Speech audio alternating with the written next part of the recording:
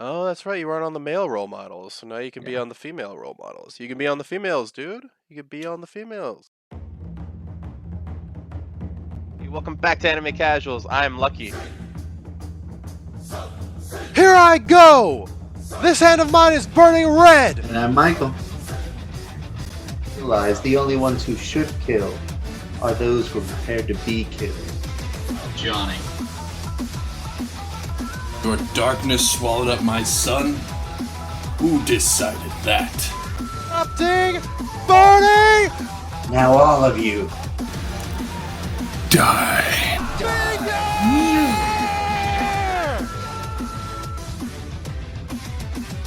Two, one.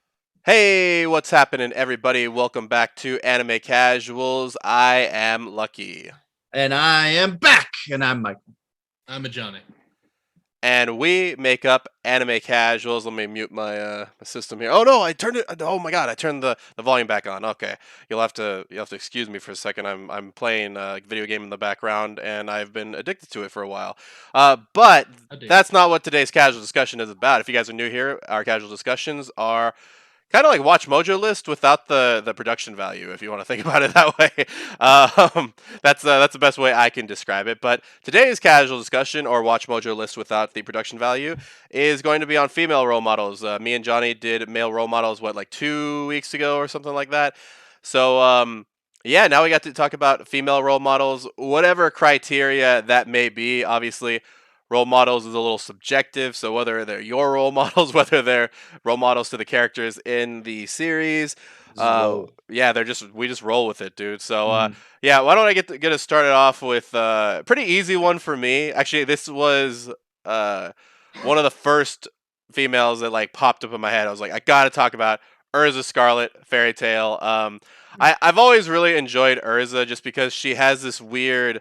It's really hard to write a very good female character in anime, right? They usually get like one trope, and it's like, are they tsundere? Like, what's the guy that they like? Like, And they've what? been fan service the crap out of. Exactly. Which I mean, she does, by the way. But that's the thing is, Urza fits all of these. This is my no armor mode. Yeah, exactly right. But she fits like all of it, all the stereotypes. At one point, one of my favorite scenes, I think at the very beginning when Lucy's doing like she's burying all these, or she's doing these like hole traps, so she's covering holes up with dirt, and Urza just straight up falls into one while she's talking, does this loud pitch like scream, and Natsu and Gray are like, did she just scream like a girl? And then she just comes out and keeps on explaining like nothing happened.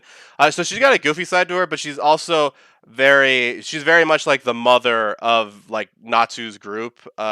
Very much like always reprimanding them whenever they need to be reprimanded, but also she kind of straddles that line between being like a big sister, and also being a mom. Especially later in the series, she starts to really take on that mom role when everybody starts kind of getting more powerful, and the power. I mean, the power levels. I'll be real with you. The power scaling in Fairy Tail isn't all that great, but once the power levels start to kind of get closer and closer, she starts actually growing more into that mother role, and she does it really, really well. And I think that I find that a lot of female anime viewers tend to lean towards Urza Scarlet as being like somebody that they really, really liked or anything like that. So yeah, Urza is going to be my first pick. What about you, Michael? That's perfect because my pick is also not that. Okay. It's a Kobayashi from Dragon's Maid. Oh, good one. Only because I don't want to trample on Johnny's feet again and steal more DBZ characters that he might be picking. Oh, thank you. Yes. So Kobayashi is an excellent female role model. One, because she's not genderized. So for anybody who feels like a little bit more outside the spectrum of that female is a limiting option to you, I think she's perfect for that because she's very much all about you are who you are, and there's no sense being anybody else. And that's like a Dr. Seuss quote right there. That was legit, bro. Thanks, baby. That's not Dr. Seuss like though. And she is very loving and very caring and very open to the idea of creating a family that's not blood related. And that's what I love really about her character, is that with all these dragons that she gets in her life, and just generally the other humans that are in her life that are associated with these dragons, she's all about like going, hey, let's have a one-on-one relationship, let's learn about each other, let's help each other out. And like she meets Shota's dad, who's like a magical being CEO man. Alchemist or something? Yeah, he's like Or just like no a alchemy? really I don't rich know. alchemist who's like controlling the world like through his own means. But she still has a friendly one-on-one conversation with them, and she's only introduced because Shota is being kind of managed by Quetzalcoatl. So I mean, like, she is one of the best role models, not just a female role model, but like for anybody. Like, she's not just a representation of women out there, she's a representation of what a prime human could be, you know always looking for the peaceful resolution, able to stand up against gods and powerful dragon creatures, just saying that you're wrong. Like, you don't have to choose violence every time. You can choose the peaceful negotiation route. Well, when it came to Toru and her dad just going like, stop fighting, she pulled like an Ash Ketchum move and walked in between Mewtwo and was like, hey, stop fighting, just talk, just love each other. And then even Toru's dad was like, hey, I don't meet a lot of humans like you, and you're like one of the best humans I've met.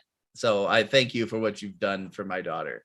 So and that's part of the series too. It's just really good and very wholesome, and just shows like, if we just all if we all just got along, the world would be a much better place. And if monsters and humans can get along, then I think humans and humans can get along. Ooh. Nice. Quotable. My first choice is gonna be I meant to do research to make sure. Maki from Fire Force. Oh, okay. Okay, that makes sense. Cool. Yeah, twin cobras. Yeah, not Maka, Different show. not Soulboy. I just think she's a really awesome character. She shows that you can be one tough and also soft, as evident by like her I don't know, fire creations. Sputter. I mean, Sputter's awesome. Yeah. And she's ripped as shit. So I and she proves to her family too that she doesn't necessarily need their protection, their guidance, that she's capable of taking care of things herself and standing equally with members of the Fire Force, and everything that they do and how crazy they are. So yeah, Maki. I also like how she's not afraid to stand up to her dad, who's was continually like, no, you're my daughter, you got to stay in the back lines and stay away from the fight and stay in a safe zone. And she's like, dad, I'm gonna do what I want to do. And like, while she's still like, because of his power in the Fire Force and his ranking, like, she has a problem with like trying to deal with him. But from a sheer family perspective, she's like, I'm gonna go get tough, get swole, and like, do what I'm gonna do. And I'm like, that's very respectable. Very respectful, and yeah, she's dude, that the muscularity on that chick is kind of fucking ridiculous, because how sometimes the animation is inconsistent. Like, she looks very girly in some other places, and then all of a sudden just completely like she's a little Obi, with like boobs. You know what I mean? It's and like, she oh gets my the tank God. top on, and she's like, Yeah, right. It's just like, oh my God. But that's the face. actually, well, speaking of really strong women, like physically strong women, I got Tsunade from Naruto. I had to kind of put her on this list just because I really liked her interaction. Oh yeah, dude, that too. I guess so. It's just like it's kind of like cheating, because she uses like that cosmetic surgery, but through chakra to make herself look hella young. And like, it's weird. Like in Boruto, she also looks the same, even though she's like literally probably gonna die anytime soon. You know what I mean? She's And 120. dude, yeah, pretty much, right? But actually, she should be in her 70s in that show. She still looks the same, and I'm like, you know what? I ain't hating it. You do what you do. But yeah, I really liked her effect on Sakura. Like, she almost got Sakura out of the suck category, like really close to getting Sakura out of that fucking like, you're an abysmal character. She's still a kind of abysmal, but that fight with Sasori was so good and she wouldn't have been able to get that kind of strength without Tsunade's teaching. And seeing Tsunade kind of be this really unifying force, especially when the five Kages are facing reanimated Madara.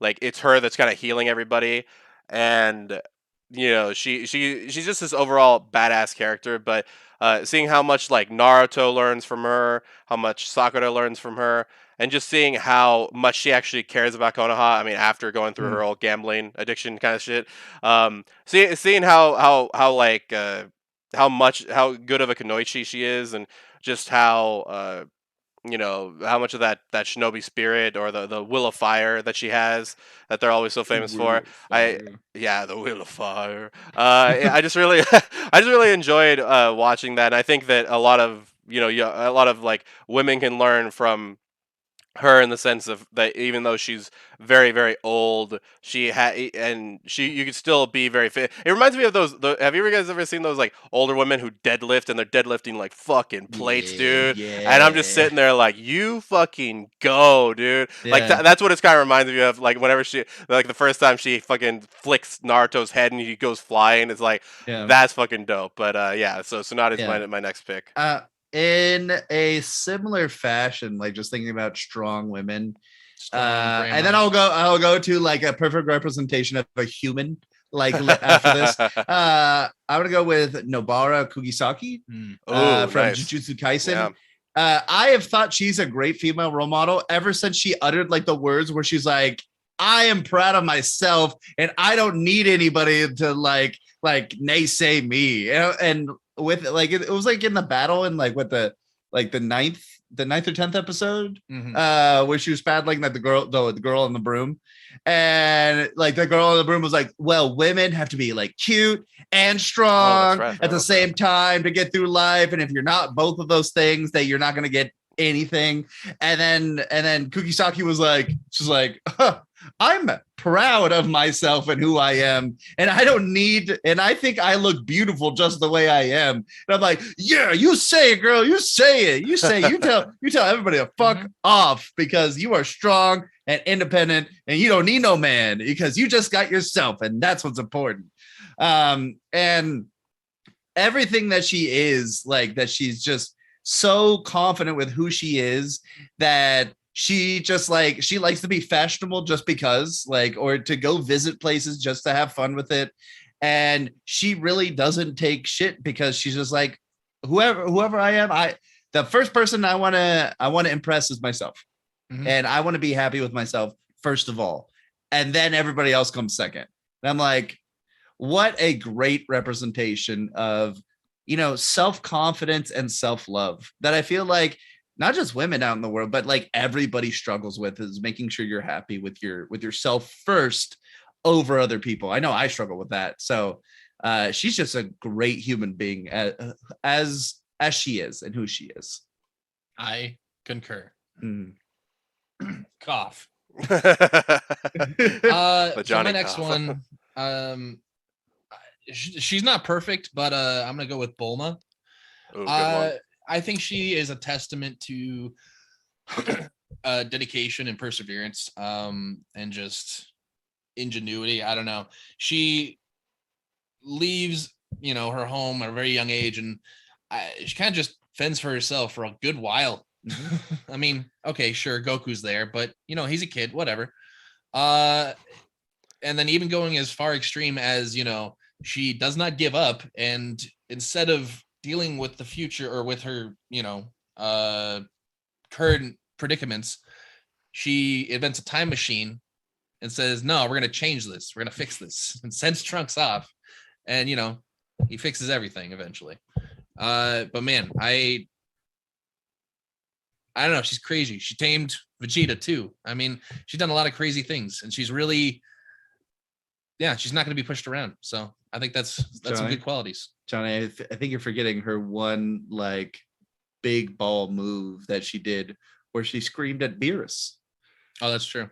She yelled at a freaking god and caused Vegeta to be stronger than he's ever been. Yeah, that's pretty lucky. Hopefully, I mean, that's gonna keep happening. Yeah. Just stop, just a little. And to be honest, making sweets. I was gonna say, to be honest, she's single-handedly now responsible for making sure he doesn't blow up Earth. Yeah, that's true. Wow. Yeah, she's Bold, everybody. Yeah, and on top of that, she's technologically revolutionizing the world, which what her dad used to do. Now it's her turn. Yeah, she took over and then just kept going with it. Mm-hmm. That's Crazy. why Bulma was also on my list. I think she's a great role model for a human. Maybe a little too self-indulgent, but whatever. People have their vices. Very, very true. And yeah, I still think taming Vegeta was probably her biggest accomplishment so far, just because that guy went. Like, that guy's nuts must be empty all the time, dude, now, because he is just chill, dude. I mean, well, except when he's punching Beerus in the face. But And so, be honest, and female role models in DBZ, I feel like she's the top of them. oh, dude, well, she doesn't have much competition. I mean, you got Chi-Chi fucking yelling her ass off, and for some reason she chose Goku when she was young, who's a fucking idiot. And then they have their son, and Goku's still a fucking idiot. And it's like, oh my god, why did you get Vidal's with up this? there, but Oh, Vidal, yeah, okay, that's not a bad one. Yeah, there's probably like a few more. What's that old witch's name? I don't know what the fuck she does in that series. The witch, it's like Baba or something like that. I don't even know. Baba. I don't even know what the Baba fuck. Yaga. I don't even know what the fuck she does actually. I just thought of an old lady and she popped up. So there you go. Okay, we got our next pick, Baba. No, my next pick is. I guess we'll do one more pick all around and then we'll go into our lightning round. My next pick is going to be Miss Karu from Rurouni Kenshin. It was interesting to me because she does this what is it, Kamiya Kishin style or whatever the hell it's called, and she's like hell bent on passing it down to the future generations, which for a lot of people that don't know, that's usually the man's job in a lot of these cases, is for them to pass on this knowledge to the future generation. But she's been trying, and even though Yahiko's like her only student for pretty much the whole series, yeah, pretty much. She's like hell bent on passing the style down. I mean, even though Kenshin style is way cooler, let's just be honest. And actually, funny enough, Yahiko ends up. Wow, I'm really disproving my point here. But let me just let me just keep on going here. I just there's something that a lot of people can learn from that kind of perseverance, especially especially in a time where women weren't really seen that greatly in what would it be, like Edo Japan or some Meiji era, whatever, Japan. And to see her like stand up for herself the way that she does, and just by using a wooden sword, dude, she's always using that fucking wooden sword when people are trying to literally kill her. You know what I mean? With regular swords, and she beats the shit out of them. You know what I mean? So and the way that she's able to also embrace her more like feminine side when she's like being there for Kenshin so he doesn't fucking kill everybody in sight, becoming the Batosai. It's just a really cool dichotomy between her, between those two sides of herself. And I think that's another thing that it kind of tells people, especially women, is it's okay to have these two sides, because if a woman's too masculine, then she's butch, but if she, or a dyke or whatever. If she's too feminine, then she's she's too girly, she's too this. It's like you can be both. I mean, men and women all have like that masculine feminine energy that they work on and everything. You're never just completely one thing, and she definitely incorporates that. So yeah, Miss Karu is my last one before the lightning round. Great. Now time to talk about at times where you're not peak human, and you suffer from issues and mental trauma, and when you just feel like there's nothing else you could do in the world, and you kind of retreat from the world, and you just need to be something else. Ooh. And we're going to talk about the MMO junkie herself, Moriko Morioka. I entirely think she's a great female role model because she shows it's okay to be who you are and to be human, and have times in your life where you retreat from the world and quit your high-paying job that you're very successful and just become an MMO player and just live on that world. And it's okay to be a nerdy gamer girl. It's okay to be a woman who doesn't know what you want in your life right now. To get nervous about dating, to some days just have a very messy apartment. It's okay because it doesn't matter. It doesn't change who you are. And I think she's great for the way she shows herself off in the anime. Is that before you see her as this very professional, put together person, and then finally, like, stress leads to stress, anxiety leads to anxiety, and she eventually breaks and goes, I can't do this anymore, and just starts playing an MMO game and meets some wonderful people, and kind of lives vicariously through that while not leaving her apartment for like several months. But that leads into her discovering new relationships, discovering how to like somebody again, how to accept more people into her life, while not just living online. And it really shows transformation, like the epitome of how to transform yourself in a way that's healthy, that's not showing yourself off for someone you're not, but showing yourself off as the best you can be, and really feeling okay with who you are. And it's like one of my favorite romance animes that's out there, because it's a little nerdy, a little video gamey, and then a lot of evolving characters. So I think she's like an actual representation of what a human is. Now, Lucky, earlier on you mentioned Chi-Chi.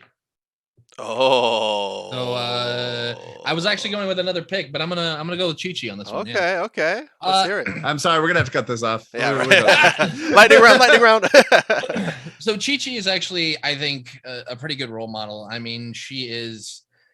I don't know. I think of the implications of if someone else had have found Goku and tried to do what they want with him, it could have been catastrophic. It could have been terrible. But Chi-Chi was like, no, dibs, lock it down. Someone else just comes and hits him on the head, and he just goes back to way like evil self. That's worst case scenario. It could. I'm hungry. Blah, just blow something up. There was nothing there. I'm gonna go somewhere else. But I mean, she's got so many skills that comes with this. I mean, she has to be a master chef. I mean, to cook for Goku, because he's ridiculous. I mean, he eats so much. She is admittedly a bit harsh, maybe some tiger mom there, but she's a good mother. Tried to keep Gohan, on the good path. And I mean, Gohan's one of the strongest characters in the series too. And I feel like at least some of that comes from his upbringing. So Chi-Chi has a lot of different qualities, and I think she's a good role model. She is the epitome of what someone can do with with not much to work with. Goku is a hard project. I mean, this man tried to destroy everything just because he wanted to have a tournament and have some fights. Yeah, it's insane. So Chi-Chi is, good on you, and you're doing more than you realize. Oh damn, dude! Yeah, I mean, she is one of the stronger female characters, not just physically, but like literally. Yeah, also, she's like one of the strongest female characters in the entire anime in Dragon Ball, and up to a certain point in Dragon Ball Z, because she competed in the World Martial Arts Tournament and was like right behind Goku.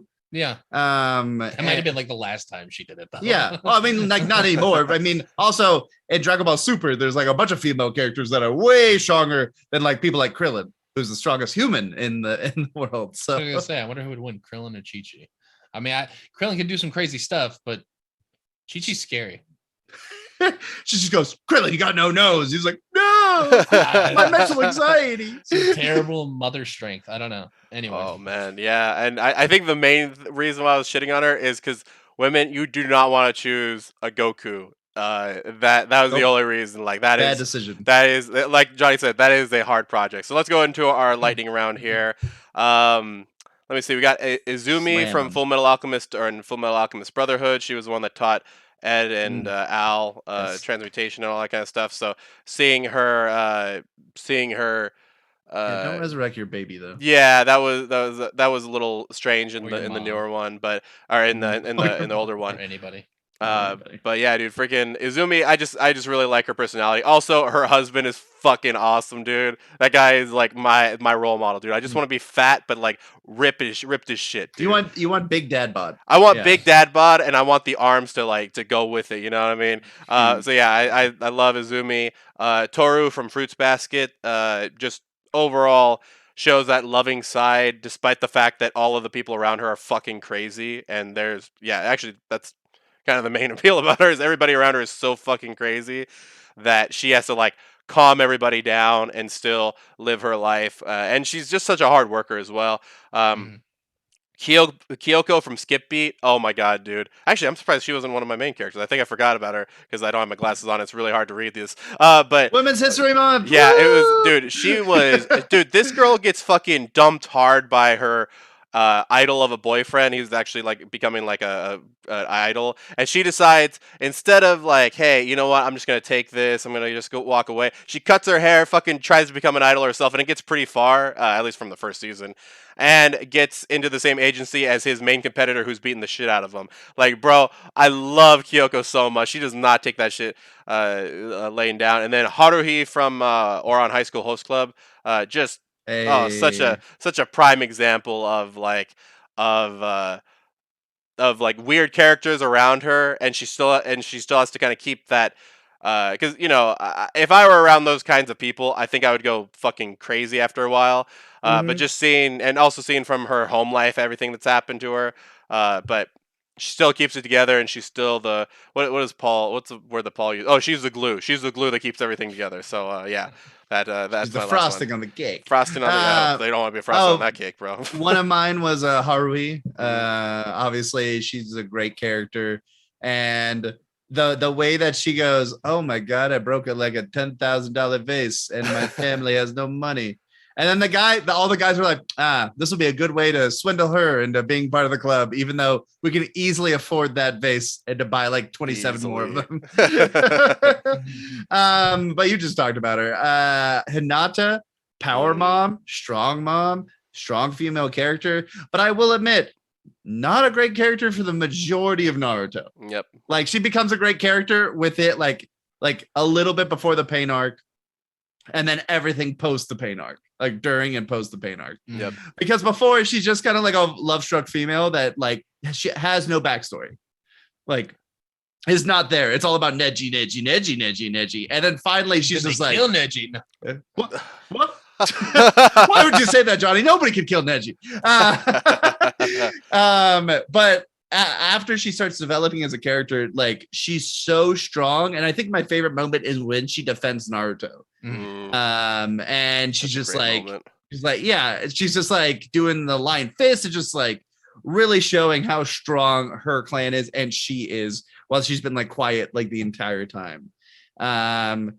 I have Aoi Miyamori from Shirobako, and she's the basically one of the lead. She's like the assistant who basically tries to get everything. She basically tries to manage a lot of what goes on in this anime company. That she makes sure that cuts are getting done, that the anime is progressing at the rate it should, making sure everybody's kind of doing her job. That's like directly underneath her. She's just an assistant. She's not really in charge of too many people. But as time goes on, she gets more and more responsibility because she's actually legitimately responsible and deals with the other irresponsible people around her. Which is like And everybody. yeah, and I really like that character. Another one is a little bit but incredibly strong character. She's not my strongest female role model, but Olivia Armstrong. Oh, okay. Sorry, Johnny. I tried not to take it earlier because I didn't know when you were going to drop it. But Olivia Armstrong is literally a strong female role model. She don't take no shit. She is like classic independent woman that could just like do everything, stronger than her brother, who is literally swole out of his brain. But she being a smaller figure, she's still like, I'm a better fighter than you, a better leader than you. I can kick everyone's ass. And even when I was in trouble, like dealing with other like actual alchemists, because she's not an alchemist, she's just a leader of the normal people, like she's just like, yeah, I don't care, I can still kick everyone's ass. All that matters. Just put a weapon in my hand and I'll take you out. And the biggest thing why she's like one of the role models on my list is for how much she cares about her subordinates. Like she takes all of her subordinates and they're a level above everyone else, because she's like, you're literally part of my family, and like I will fight tooth and nail to make sure you're all okay. Just jump on that at the end because yeah, that was gonna be my last one, Olivier. Because I also had Noboru, but you took that too. Yeah, I mean, I just want to reiterate how she's just a fantastic leader and role model. I mean, because like you were saying, I mean, she cares so much about her men, but then that also comes, full circle. They respect her. They give her the utmost respect, in her leadership role, and their whole relationship is just fantastic, and it's because she is a great leader, great role model, and yeah, that's my reiteration. Ooh, nice, man. Well, speaking of coming full circle, we've come all the way to the end. Thank you guys so much for listening and or watching us. I always forget that we release these on 2 different platforms, but it's kind of hard to remember that. But luckily, we have. So if you guys are watching this on YouTube, or if you guys are listening to this on, I don't know what platforms we're on, but we're on Spotify. Places. All places. We're everywhere, guys. You can't anywhere get you rid can of find us. a podcast. Exactly. But as always, guys, don't forget. You can check out All Things Casual at the link tree in the description box down below. Also, if you'd like to email us, you can email us at animecasuals with an S, real REAL at gmail.com. Do I have the Saturday anime yet? No, I don't have the Saturday anime yet. Oh well, I'll figure that out. I'll announce the Saturday anime tomorrow on Tuesday. But as always, guys, don't forget to keep it casual. I almost burped instead of saying it.